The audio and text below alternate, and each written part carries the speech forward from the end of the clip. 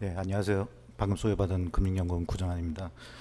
오늘 그 코로나 위기 이후 비언행업 발전 전략을 맡았습니다. 오늘 발표의 목차는 네 개로 이제 구성을 했는데요. 첫 번째 이제 논의 배경, 그다음에 두 번째로는 비언행업 당면 과제, 세 번째 발전 전략, 마지막으로 맺은말로 이제 마무리하도록 하겠습니다. 논의 배경입니다. 지금 현재 그 지역 금융기관인 상호금융과 저축은행이 당면한 상황을 살펴보면 일단 고객의 경우에도 보면 담보나 보증이 있는 고객 같은 경우에는 물론 이제 은행이라든지 비은행을 이제 접촉해서 대출을 받거나 할 수가 있습니다. 하지만 이제 담보가 있다고 하더라도 이제 비은행권에서의 담보는 환금성이 낮은 그런 담보로 인해 가지고 좀 문제가 발생할 경우에 회수가 좀 어려운 그런 상황에 있습니다. 그리고 지금 은행과 비은행 간의 규모의 격차가 상당하기 때문에 경쟁에 있어서 비은행이 이제 은행과의 경쟁에 있어서 상당히 예리해 있습니다. 여기 보시다시피 대출 잔액 같은 경우에는 은행이 이제 한 약 1,800조, 상호금융 500조, 저축은행 70조로 인해 가지고 규모에서 상당한 격차가 발생을 하고 있습니다. 따라서 비은행이 은행권과 경쟁하기 상당히 좀 어려운 그런 상황이다라고 이제 보시면 될 것 같고요. 그리고 고객에 있어서도 이제 부동산 담보가 없거나 보증이 없거나 그러면 그 신용 등급이 낮은 경우에는 금융 소외 현상이 지금 발생하고 있는 그런 상황이다라고 보시면 될 것 같고요. 이게 이제 현재 지역 금융기관이 이제 상호금융저축은행이 당면하고 있는 그런 현황인데 거기에다가 지금 저성장 저금리, 저출산 디지털화, 그다음에 코로나19 등 여러 가지 이제 환경 변화가 굉장히 위험 요인으로 작용하고 있는 그런 상황이다라고 보시면 될 것 같습니다. 다음으로는 여전업 신용카드과 할부 리스업에 있어서 이제 상황을 살펴보면 신용카드 같은 경우에는 뭐 주된 소매 결제 수단인 그런 상황입니다. 거기에다가 결제 프로세스의 혁신이 지금 진행되고 있는 그런 상황이고요. 그런 반면에 이제 또 가맹점 수수율이 좀 점진적으로 지금 하락해서 수익성이 악화되고 있는 그런 상황이다라고 보시면 될 것 같고요. 할부 리스사 같은 경우에는 자동차 금융 등 이제 그 타업권과의 경쟁이 좀 심화되고 있는 그런 상황이고요. 그리고 디지털 기술 발달로 인해 가지고 자금 수요의 변화가 발생할 가능성이 있는 그런 상황이다라고 볼 수 있습니다. 여기에다가 저성장 저금리 같은 경우에는 수익성 악화 요인으로 작용을 할 것이고요. 여러 가지 이제 앞서 지역금융기관과 마찬가지로 위험 요인들이 동시에 발생하고 있는 그런 상황이다라고 보시면 될 것 같습니다. 다음으로는 이제 비은행업의 당면 과제인데요. 첫 번째로 이제 저금리 저성장과 관련하여서는 가장 큰 문제는 이제 저금리 저성장 구조가 이게 깨어지지 않고 계속 고착화 될 그런 우려가 있는데요. 그 만약에 저금리 저성장 구조가 이제 고착화 된다 했을 때 가장 큰 문제는 이제 수익성 악화가 이제 좀 불가피한 그런 상황이지 않나라고 생각이 들고요. 그리고 이런 상황에서는 저금리 저성장 기조 하에서는 취약계층 금융 수요가 이제 확대될 수밖에 없는 그런 상황인데 만약에 결국은 취약계층이 이제 접근할 수 있는 금융권은 이제 비은행권이고 비은행권에서 자금 공급을 확대했을 경우에 연체율 등 자산 건전성 악화가 발생할 가능성도 상당히 있다라고 이제 볼 수 있을 것 같습니다.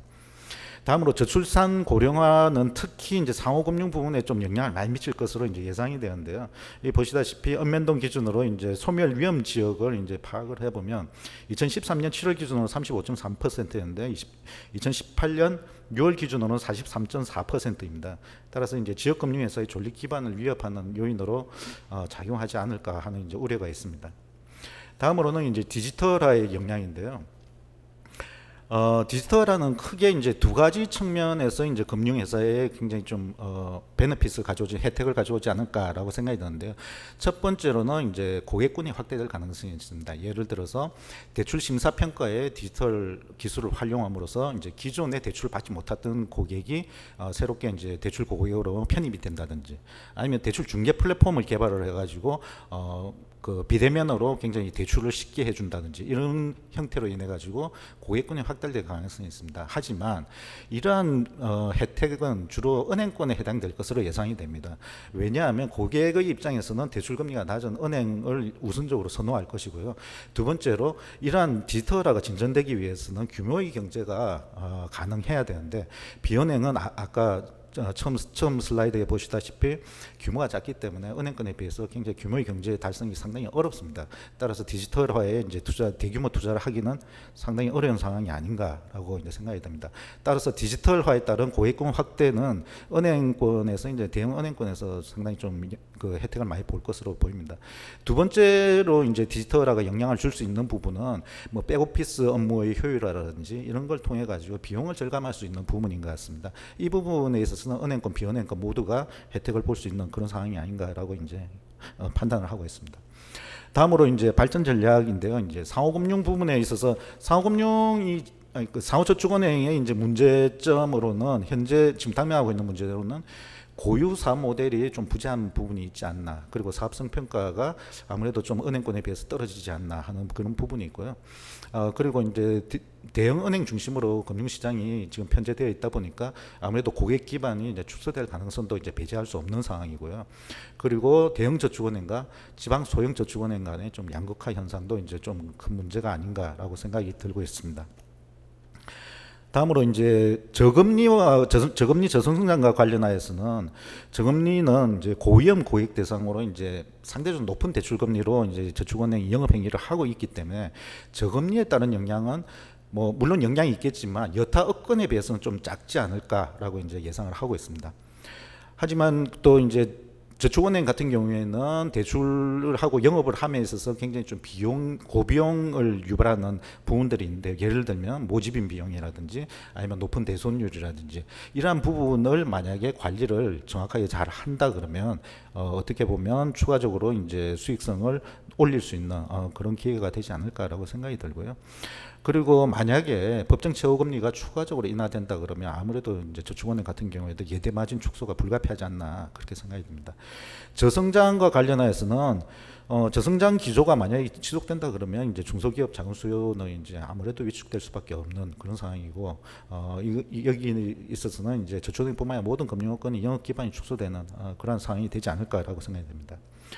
다음으로 이제 저출산 고령화와 관련하여서는 기본적으로 이제 저축은행은 대부분 일정 규모 이상의 대도시에서 영업을 하고 있기 때문에 직접적인 영향이 그렇게 클 거라고 예상하지는 않습니다. 하지만 고령화와 관련해서는 은퇴자들의 그 자산관리 수요는 굉장히 높아질 수밖에 없는 그런 상황인데, 과연 저축은행이 여기에 적절하게 대응할 수 있을까 하는 것은 이제 좀 의문이 발생하는 부분인 것 같습니다. 디지털화와 관련하여서는 금융권 전반의 디지털화가 이제 저축은행에 미치는 위험 요인으로는 크게 이제 대형은행의 저축은행 고객 흡수 가능성입니다. 특히 이제 우량 고객 같은 경우에는 쉽게 이제 그 대형은행으로, 저축은행에서 대형은행으로 이탈할 가능성이 상당히 있지 않나라고 생각이 들고요. 그러면 저축은행이 자체적으로 디지털화를 추진할 수 있는 그런 전략도 가능은 하지만 여기에 대한 제약 요인이 있습니다. 첫 번째로 이제 디지털화를 위해서는 규모의 경제가 가능해야 되는데, 여기에 있어서 상당히 좀 불리한 입장이 있고, 그 다음에 투자 재원 마련에도 좀 한계가 있지 않나 하는 이제 그런 생각을 가지고 있습니다.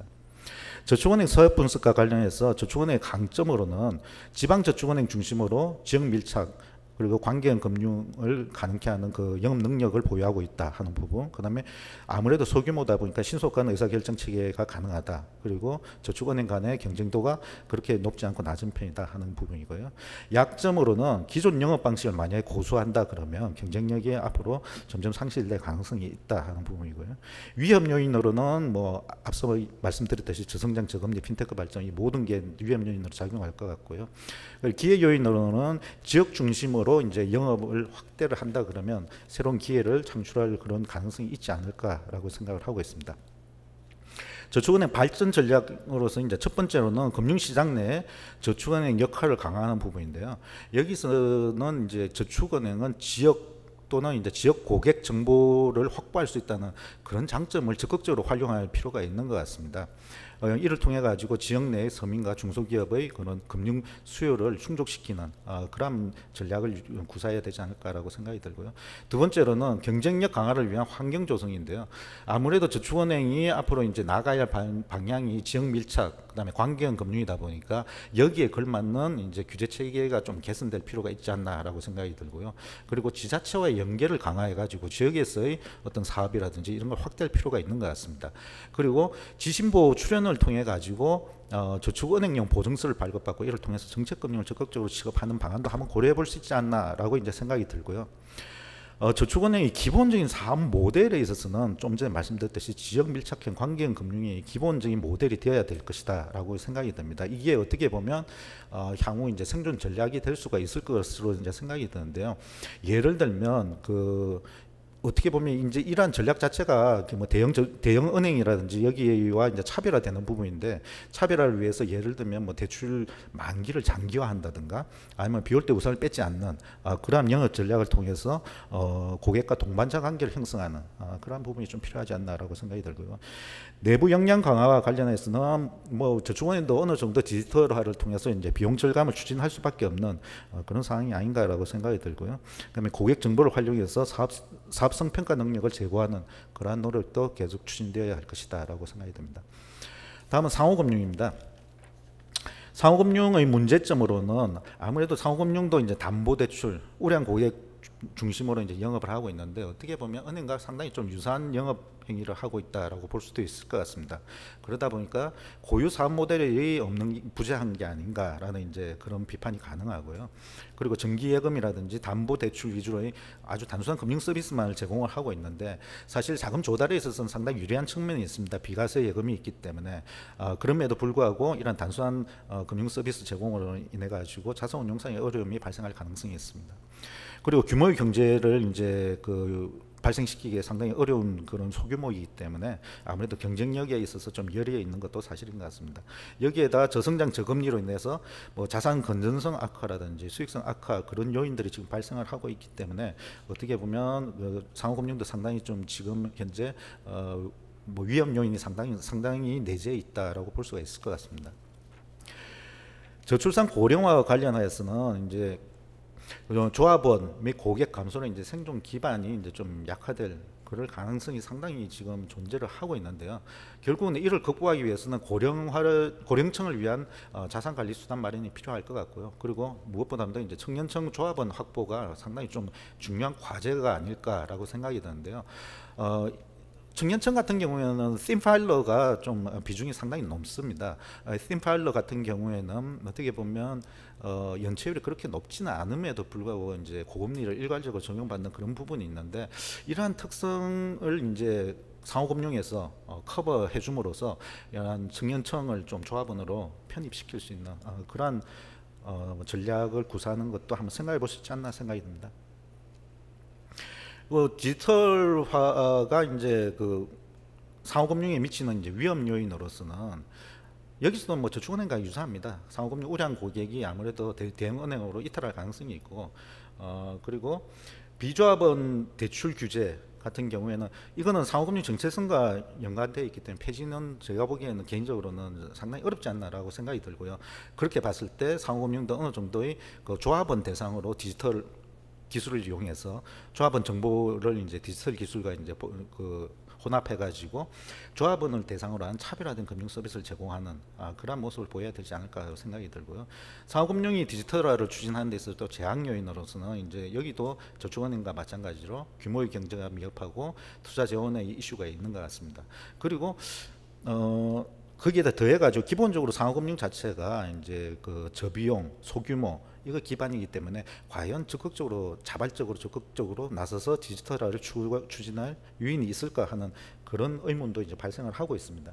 어찌되었든 이러한 디지털화 시대에 있어서 상호금융이 이제 살아남기 위해서는 어떻게 보면 디지털 기술과 이제 상호금융의 강점을 믹스시키는 방법밖에 없는 것 같습니다. 상호금융의 강점이라 하면 뭐 회원 고객에 대한 어떤 충성 높은 회원 고객이 있고, 그리고 조합 브랜드가 있습니다. 거기에다가 지역에 대한 정보 이런 것들이 이제 확보하고 있는 부분과 지역에서의 어떤 영향력 이런 것들을 이제 적극적으로 활용하는 그런 전략이 필요하지 않나라고 생각이 듭니다. 상호금융의 서화에서 이제 강점으로는 조합원 중심의 고객 기반 그리고 비과세 혜택에 따른 낮은 조달 비용이 이제 강점이 될 것 같고요. 약점으로는 단순한 금융 서비스 그다음에 대출 심사 능력이 이제 좀 부족하기 때문에 아무래도 부동산 중심의 영업을 하고 있다 하는 게 이제 약점이 될 것 같습니다. 위험 요인으로는 뭐 저출산 고령화, 저금리, 저성장, 뭐 핀테크 발전 이런 모든 것들이 이제 위험 요인이 될 것 같고요. 기회 요인으로는 저축은행과 좀 유사한 부분이 있지만 지자체의 지역 발전 역할 확대 여기에 얼마만큼 상호금융이 동반해서 이제 그 사업을 확대할 수 있는가 그게 이제 관건인 것 같습니다. 상호금융 발전 전략의 기본 방향으로는 크게 이제 몇 가지를 보면 비용 절감이 이제 굉장히 좀 중요한 것 같습니다. 비용 절감을 통해서 존립 기반 강화가 이제 필요한 것 같고요. 디지털화에 대응하는 것은 어떻게 보면 상호금융도 이제 디지털화를 추진하지 않을 수 없는 그런 상황이기 때문에 기본적으로는 경쟁에 뒤처지지 않는 부분 그리고 차별화된 상품 및 서비스를 제공한다는 부분 이 두 부분에 있어서 이제 그 초점을 두고 디지털화를 추진해야 되지 않을까 생각이 됩니다. 고령화 저출산과 관련하여서는 아까 말씀드렸듯이 청년층 조합원 확대 이게 이제 기본적으로 이제 어떤 식으로 확보를 할 것인가 중요할 거고요. 저성장 저금리에 대응해서는 지역 개발 사업에 이제 얼마만큼 적극적으로 참여할 것인가 이게 중요할 것 같습니다. 그리고 규모의 경제를 이제 극복하기 위해서는 이제 공동 대응 이건 굉장히 중요하지 않을까라고 생각이 됩니다. 특히 이제 중소형 지역 조합과 관련해서는 중앙의 역할이 아무래도 강조되지 않을까라고 생각이 듭니다. 그리고 인구 감소가 이제 급속한 지역에서는 소규모 조합 간의 합병도 이제 고려할 필요가 있지 않을까라고 생각이 들고요. 이러한 차원에서는 중앙에서 예금자 보호기금이 적정 수준인지 이것도 점검해 볼 필요가 있지 않나라고 생각이 듭니다. 그리고 디지털화와 관련해서는 디지털 플랫폼 뭐 이런 부분은 공동 투자해서 마련하는 그런 방안도 고려해 볼 수 있을 것 같습니다. 두 번째는 이제 지역사회 동반자의 역할에 있어서는 아무래도 지자체와의 지역개발 사업을 적극적으로 추진할 필요가 있는 것 같습니다. 이러한 부분은 저축은행도 마찬가지 입장이기 때문에 저축은행하고도 연계해가지고 공동으로 참여하는 방안도 고려할 수 있을 것 같고요.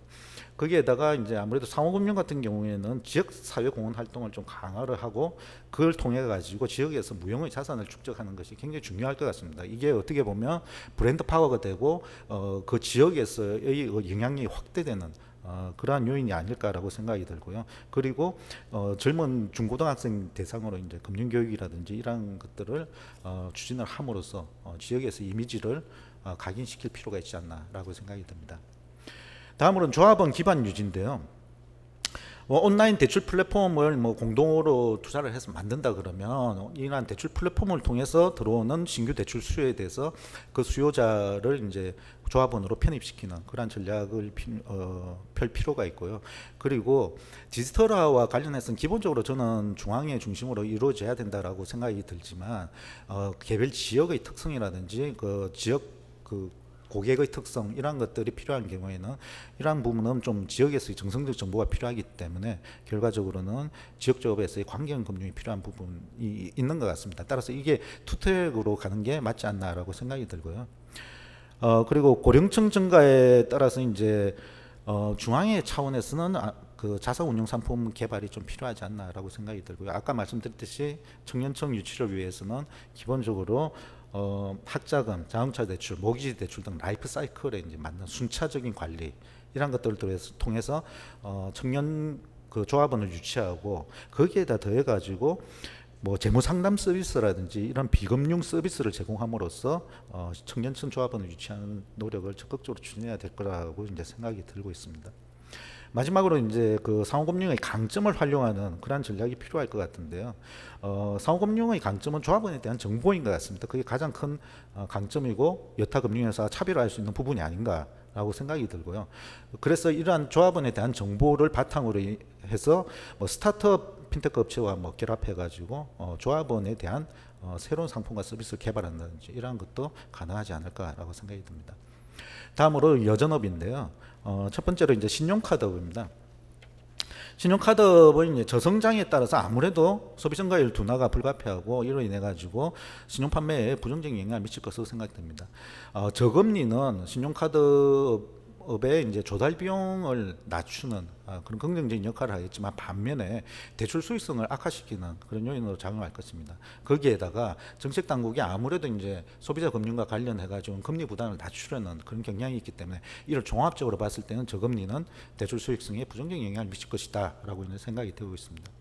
디지털화는 이제 회원 시장, 카드 네트워크사, 그다음 결제 시장, 여기에 이제 각각 어느 정도 영향을 미칠 것으로 보이는데요. 회원 시장에 있어서는 이제 회원 심사 평가 능력이 이제 제고될 것으로 보이므로 신용카드 발급이 이제 좀 확대될 가능성이 있습니다. 그리고 가맹점 관련 서비스 경쟁이 이제 아무래도 확대되지 않을까라고 생각이 듭니다. 그리고 카드 네트워크사는 다양한 방법으로 자사 브랜드 네트워크의 이용도를 제고하려는 노력을 할 것으로 이제 예상이 됩니다. 결제 시장에 있어서 이제 온라인 모바일 결제 확대는 PG사, 간편 결제업자 역할 확대를 가져올 가능성이 있고요. 그다음에 간편 결제 체계를 온라인뿐만 아니라 오프라인으로 확대하려는 노력이 지속되지 않을까라고 이제 예상을 하고 있습니다. 신용카드 이제 서합 분석에 있어서 강점으로는 현재 신용카드가 주된 결제 수단이다 하는 게 이제 가장 큰 강점으로 보입니다. 약점으로는 크게 이제 비효율로 볼 수 있는데, 이게 신용카드 시장 구조에 따른 비효율이 내재되어 있는 데다가 수수료, 가맹점 수수료 관련해 가지고 이제 정부 개입에 따른 이러한 비효율도 발생하고 있는 것 같습니다. 위험 요인으로는 경쟁이 좀, 결제 시장에서 경쟁이 심화되고, 그 다음에 가맹점 수수료 인하에 따라서 수수료 수입이 좀 낮아지고 있는 그런 부분이 있는 것 같습니다.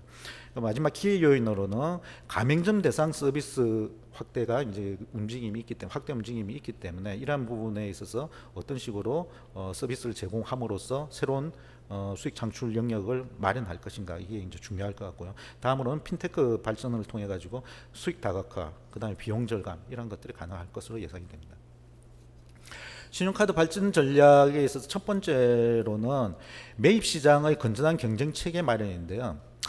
이를 위해서는 이제 의무가입제, 의무수납제 이런 것들이 이제 폐지되는 대신에 공정한 가맹점 시장이 구축되어야 할 것 같습니다. 물론 이를 위해서는 뭐 여러 가지 가이드라인을 만든지 이런 식으로 해서 가맹점에 대한 공정한 계약 관행이 정착되어야 할 것으로 예상이 됩니다. 두 번째로는 회원 발급 시장의 건전한 경쟁 환경 조성인데요.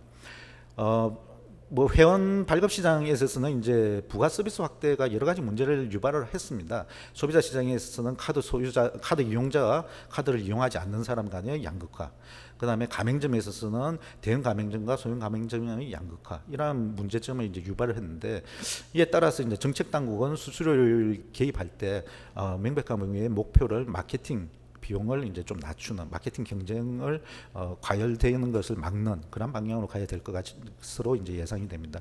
거기에다가 온라인 판매 플랫폼을 통한 이제 모집이 이제 확대될 가능성이 있는데, 이 경우에 있어서는 모집 과정에서 이제 또 마케팅 비용 경쟁도 이제 상승할 가능성이 있기 때문에 감독 당국에서는 이런 부분도 좀 예의주시해야 되지 않을까라고 생각이 듭니다. 다음으로는 이제 카드 거래 정보를 활용한 시장 확장인데요. 카드 결제 거래 관련 데이터 기반으로 빅데이터를 분석해서 이제 고객에게 다양한 서비스 제공이 가능하게 되었습니다. 예를 들면 마이데이터 사업의 경우에 있어서는 가계부 관리, 뭐 부채 관리, 통합자산 관리 서비스, 이런 것들로 이제 확대될 수가 있는데요.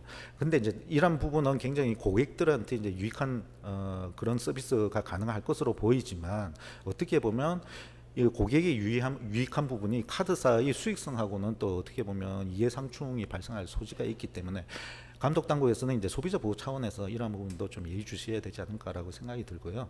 마지막으로 이제 건전한 신용시장 마련을 위해서 카드론과 같은 그런 대출 상품에 있어서 책임 있는 대출, 이런 관행이 좀 정착될 필요가 있지 않나라고 생각이 듭니다.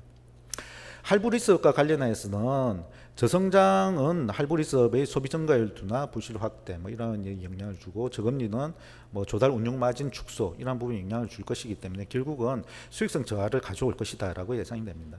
고령화가 이런 할부 리스크에 미치는 영향은 상품별로 조금 다르지 않을까라고 생각이 드는데, 예를 들면 헬스케어 리스크 뭐 이쪽 부분은 증가할 것 같은데 자동차 수요 뭐 이런 부분은 감소할 가능성도 있지 않나 생각이 들고요. 디지털화는 공유 경제와 결합할 가능성이 있는 데다가 정보 디지털 분석 통한 수요자 친화적인 서비스 개발도 가능할 것으로 이제 예상이 되고 있습니다. 할브리스의 수학 분석과 관련해서는 강점은 뭔가 그 신속한 의사결정 체계가 가능하기 때문에 틈새 시장 발굴에 좀 유리한 그런 측면이 있는 것 같고요. 약점으로는 자동차 등 특정 업종에 좀 편중된 사업 구조를 가지고 있지 않나라고 생각이 들고, 그리고 여전체 발행이라든지 이런 뭐 자금 조달 시장에서의 좀 취약성이 있는 것으로 이제 생각이 됩니다. 위험 요인으로는 타 금융권 영업 확대로 인해 가지고 아무래도 고객 기반이 조금 위축되는 그런 상황인 것 같고요.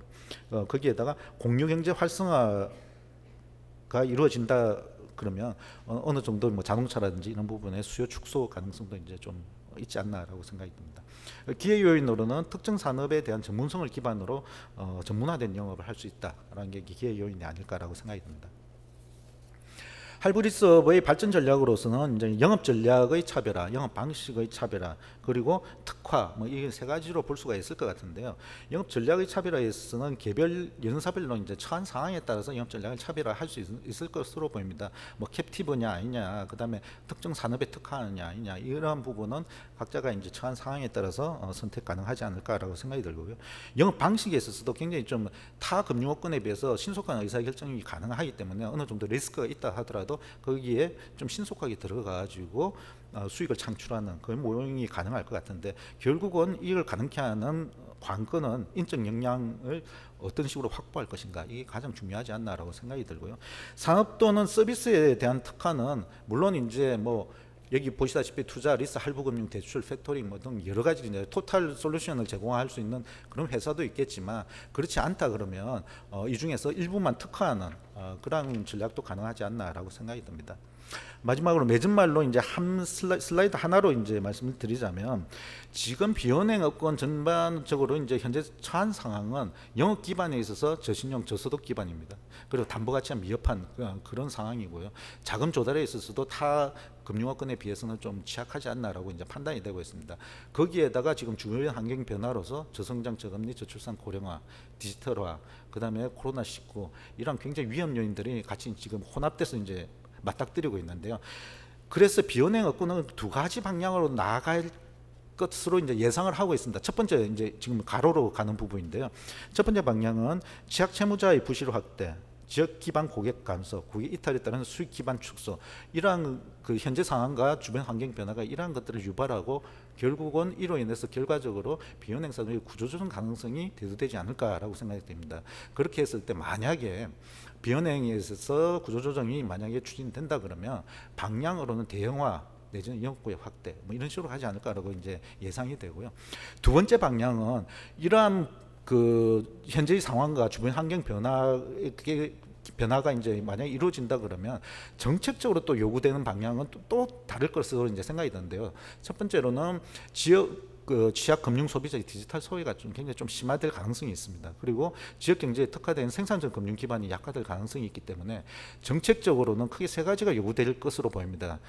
지역 금융 기관으로서의 정체성이 있는 영업, 그다음에 디지털 금융에서 소외된 지역 취약 금융 소비자에 대한 금융 서비스 제공, 그리고 마지막으로 지역 내 중소기업에 대한 생산적 금융 역할 수행, 이러한 것들이 정책적으로 요구될 것으로 보입니다. 따라서 지금 현재 처한 상황과 주변 환경 변화를 종합적으로 고려할 때 구조조정 가능성, 그다음에 정책적 요구 이런 것을 종합적으로 볼 때 비은행에서는 대형화 가운데서 지역금융기관으로서의 전문성과 존재감을 확보할 수 있는 영업 모델을 확보할 필요가 있을 것 같고요.